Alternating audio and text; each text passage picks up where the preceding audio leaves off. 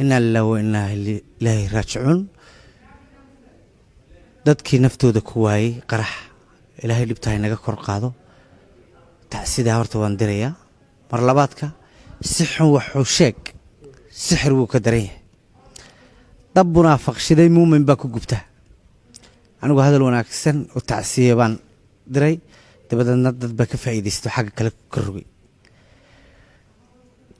waxaan taageerayaashayda iyo ummadayda Soomaaliyeed meel kastay joogaan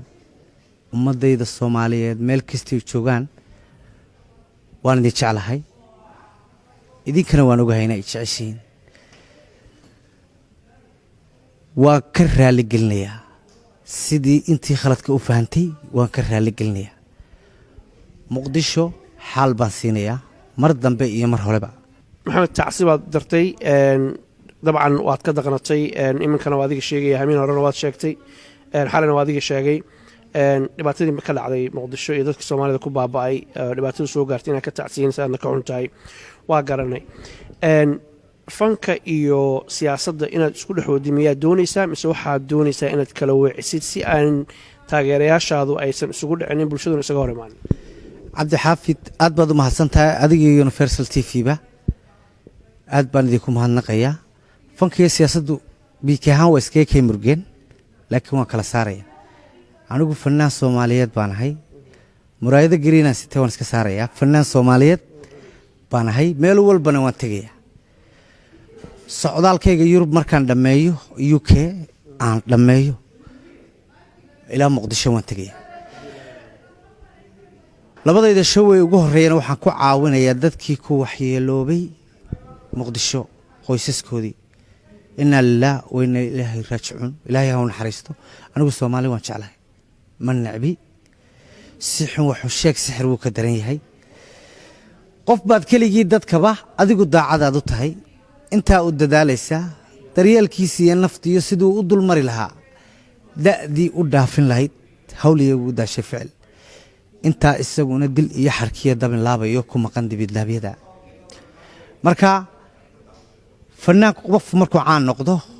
dhibaato ma waayo youtuber sida wax xaganayad helaysaa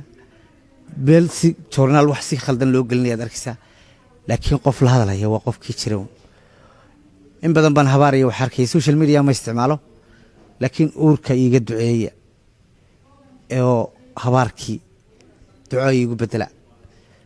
inta la sii noolaanayaaba waa muddo anigu mar walba fanaan Soomaaliyeed baan ahay meel kasto Soomaaliyan laba ballan waxaan ku qaaday inaan labadayda adinto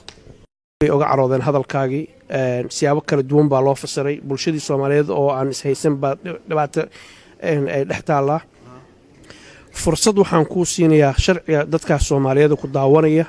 malaayiinta fanaanka u tahay ninka Soomaaliyeed u tahay inaad ka raali gelisid wixii dhacay soo dhow cabdi xaafid aad baad u mahadsantahay waxaan u mahadnaqayaa adiga iyo Universal عدنان أو كبرده نقدو بيو نقاليا برصاب يا عبد الواسع ونمان قاليا أو شوقي مهم وجهر رجلها ونلفرديا تذكر الصوماليات وانكرها لجلنيا دينو من عمامة كل عدا